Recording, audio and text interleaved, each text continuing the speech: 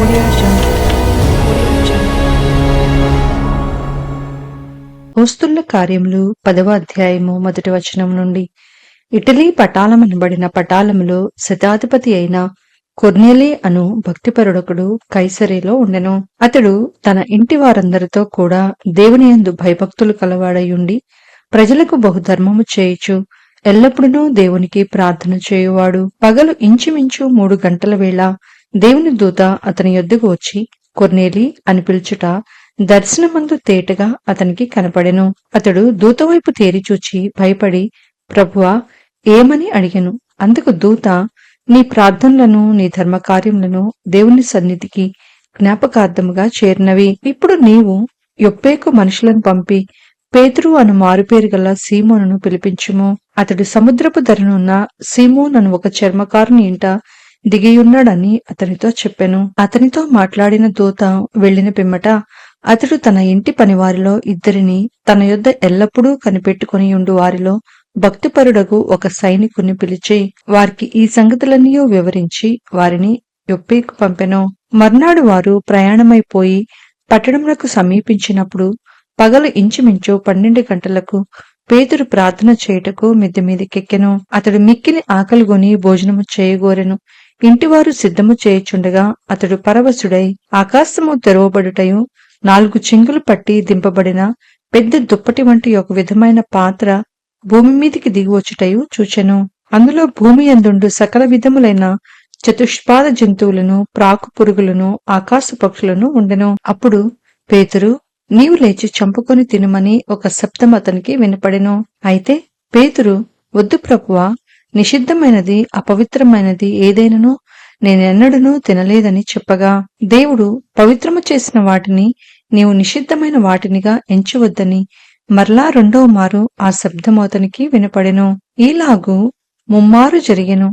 వెంటనే ఆ పాత్ర ఆకాశమునకెత్తబడెను. పేతురు తనకు కలిగిన దర్శనమేమై ఉండునో అని తనలో తనకు ఎటూ తోచకయుండగా కొర్నేలి పంపిన మనుషులు సీమోను ఇల్లు ఏదని విచారించి తెలుసుకొని వాకిట నిలిచి ఇంటివారిని పిలిచి, పేతురు అను మారుపేరు గల సీమోను ఇక్కడ దిగియున్నాడా అని అడిగిరి. పేతురు ఆ దర్శనం గూర్చి యోచించుచుండగా ఆత్మ, ఇదిగో 3 మనుషులు నిన్ను వెతుకుచున్నారు. నీవు లేచి క్రిందికి దిగి సందేహింపక వారితో కూడా వెళ్ళుము. నేను వారిని పంపియున్నానని అతనితో చెప్పెను. పేతురు ఆ మనుషుల యొద్దకు దిగివచ్చి, ఇదిగో మీరు వెతుకువాడను నేనే, మీరు వచ్చిన కారణమేమని అడిగెను. అందుకు వారు, నీతిమంతుడును దేవునికి భయపడువాడును యూదా జనులందరి వలన మంచి పేరు పొందినవాడునైనా శతాధిపతియగు కొర్నేలి అను ఒక మనుషుడున్నాడు. అతడు నిన్ను తన ఇంటికి పిలువనంపించి నీవు చెప్పు మాటలు వినవలనని పరిశుద్ధ దూత వలన బోధింపబడినని చెప్పిరి. అప్పుడు అతడు వారిని లోపలికి పిలిచి ఆతిథ్యమిచ్చెను. మరునాడు అతడు లేచి వారితో కూడా బయలుదేరెను. యొప్పే వారైన కొందరు సహోదరులను వారితో కూడా వెళ్ళిరి. మర్నాడు వారు కైసరేలో ప్రవేశించిరి. అప్పుడు కొర్నేలి తన బంధువులను, ముఖ్య స్నేహితులను పిలిపించి వారి కొరకు కనిపెట్టుకుని ఉండెను.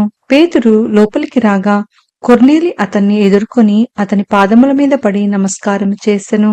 అందుకు పేతురు, నీవు లేచి నిలువుము, నేను కూడా నరుడనే అని చెప్పి అతన్ని లేవనెత్తి అతనితో మాట్లాడుచు లోపలికి వచ్చి అనేకులు కూడి ఉండుట చూచెను.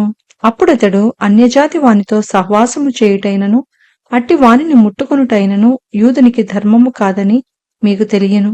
అయితే ఏ మనుషుడును నిషేధింపదగని వాడనైనను అపవిత్రుడని అయినను చెప్పకూడదని దేవుడు నాకు చూపించియున్నాడు. కాబట్టి నన్ను పిలిచినప్పుడు అడ్డమేమియూ చెప్పక వచ్చితిని కనుక ఎందు నిమిత్తము నన్ను పిలువనంపితురో దానిని గూర్చి అడుగుచున్నానని వారితో చెప్పెను. అందుకు కొర్నేలి 4 దినముల క్రిందట పగలు 3 గంటలు మొదలుకొని ఈ వేళ వరకు నేను ఇంట ప్రార్థన చేయుచుండగా ప్రకాశమానమైన వస్త్రములు ధరించిన వాడొకడు నా ఎదుట నిలిచి, కొర్నేలి, నీ ప్రార్థన వినబడెను, నీ ధర్మ కార్యములు దేవుని సముఖమందు జ్ఞాపకం ఉంచబడి ఉన్నవి కనుక నీవు యొప్పేకు వర్తమానము పంపి పేతురు అను మారుపేరు గల సీమోనును పిలిపించుము. అతడు సముద్రపు ధరనున్న చర్మకారుడైన సీమోను ఇంట దిగియున్నాడని నాతో చెప్పెను. వెంటనే నిన్ను పిలిపించితిని. నీవు వచ్చినది మంచిది.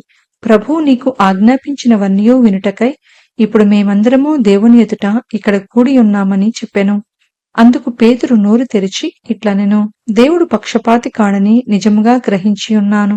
ప్రతి జనములోనూ ఆయనకు భయపడి నీతిగా నడుచుకుని వారిని ఆయన అంగీకరించును. యేసుక్రీస్తు అందరికీ ప్రభువు.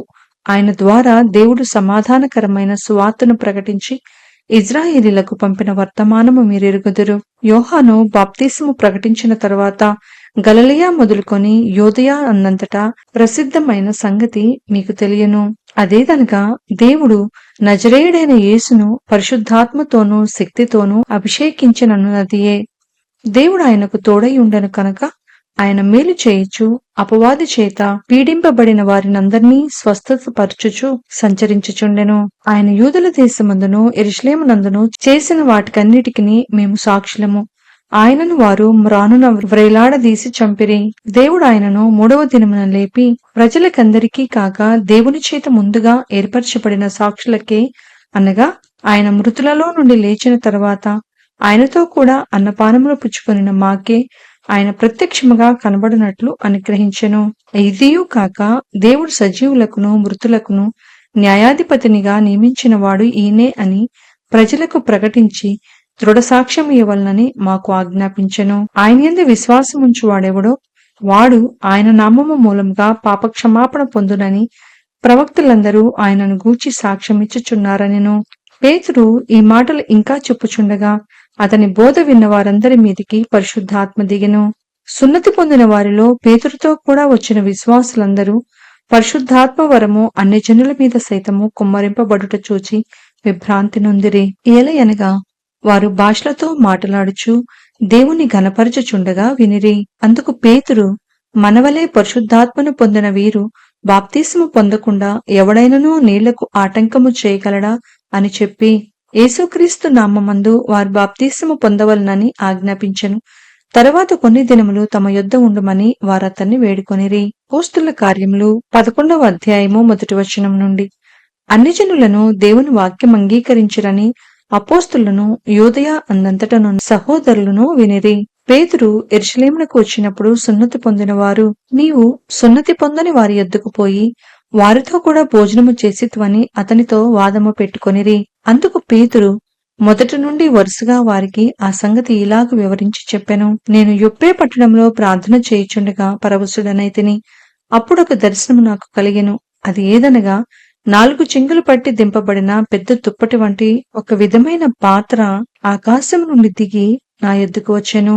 దానివైపు నేను తేరిచూచి పరీక్షింపగా భూమి యందుండు చతుష్పాద జంతువులను, అడవి మృగములను, ప్రాకిడు పురుగులను, ఆకాశ పక్షులను నాకు కనపడెను. అప్పుడు పేతురు, నీవు లేచి చంపుకొని తినమని ఒక శబ్దము నాతో చెప్పుట వింటిని.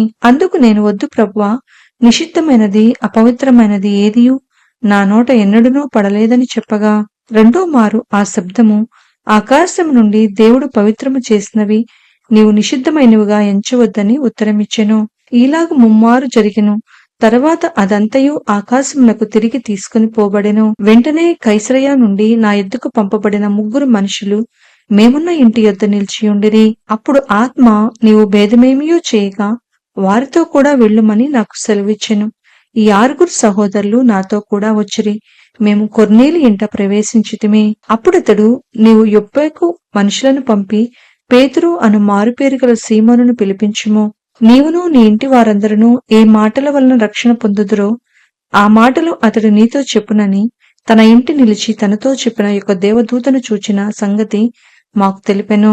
నేను మాటలాడనారంభించినప్పుడు పరిశుద్ధాత్మ మొదట మన మీదికి దిగిన ప్రకారము వారి మీదికి దిగెను. అప్పుడు యోహాను నీళ్లతో బాప్తిసమిచ్చెను కాని మీరు పరిశుద్ధాత్మలో బాప్తిసము పొందుదురని ప్రభువు చెప్పిన మాట నేను జ్ఞాపకము చేసుకొంటిని. కాబట్టి ప్రభు అయిన యేసుక్రీస్తునందు విశ్వాసముంచిన మనకు అనుగ్రహించినట్టు దేవుడు వారికి కూడా సమాన వరము అనుగ్రహించి ఉండగా దేవుని అడ్డగించుటకు నేను ఏపాటి వాడనని చెప్పెను. వారు ఈ మాటలు విని మరేమి అడ్డము చెప్పక, అట్లయితే అన్ని జనులకును దేవుడు జీవార్థమైన మారుమనసు దయచేసి ఉన్నాడని చెప్పుకొనుచు దేవుని మహిమపరిచిరి. స్తెఫెను విషయంలో కలిగిన శ్రమను బట్టి చెదిరిపోయిన వారు యూదులకు తప్ప మరి ఎవనికిని వాక్యము బోధింపక ఫేనీకే, కుప్రా, అంతియొకయ ప్రదేశముల వరకు సంచరించిరి. కుప్రియలు కొందరును కురేనీయులు కొందరును వారిలో ఉండిరి. వీరు అంతియొకయకు వచ్చి గ్రీకు దేశపు వారితో మాటలాడుచు ప్రభు అయిన యేసును గూర్చిన సువార్త ప్రకటించిరి. ప్రభు హస్తము వారికి తోడై ఉండెను కనుక నమ్మిన వారనేకులు ప్రభు తట్టు తిరిగిరి. వారిని కూర్చిన సమాచారము యెరూషలేములోనున్న సంఘపు వారు విని బర్నబాను అంతియొకయ వరకు పంపిరి. అతడు వచ్చి దేవుని కృపను చూచి సంతోషించి ప్రభువును స్థిర హృదయముతో హత్తుకొనవలనని అందరినీ హెచ్చరించెను. అతడు పరిశుద్ధాత్మతోనూ విశ్వాసముతోనూ నిండుకొనిన సత్పురుషుడు. బహుజనులు ప్రభువు పక్షమున చేరిరి. అంతటా అతడు సౌలును వెదుకుటకు తార్సునకు వెళ్లి అతన్ని కనుగొని అంతియొకయకు తోడుకొని వచ్చెను. వారు కలిసి 1 సంవత్సరమంతయు సంఘములో ఉండి బహుజనములకు వాక్యమును బోధించిరి. మొట్టమొదట అంతియొకయలో శిష్యులు క్రైస్తవులనబడిరి. ఆ దినముల యందు ప్రవక్తలు యెరూషలేము నుండి అంతియొకయకు వచ్చిరి. వారిలో అగబు అను ఒకడు నిలువబడి భూలోకమంతటా గొప్ప కరువు రాబోచున్నదని ఆత్మ ద్వారా సూచించెను. అది క్లౌదియా చక్రవర్తి కాలమందు సంభవించెను. అప్పుడు శిష్యులలో ప్రతి వాడును తన తన శక్తి కొలది యూదయలో కాపురమున సహోదరులకు సహాయము పంపుటకు నిశ్చయించుకొనెను. అలాగున చేసి బర్నబా సౌలు అను వారి చేత పెద్దల యొద్దకు దానిని పంపిరి.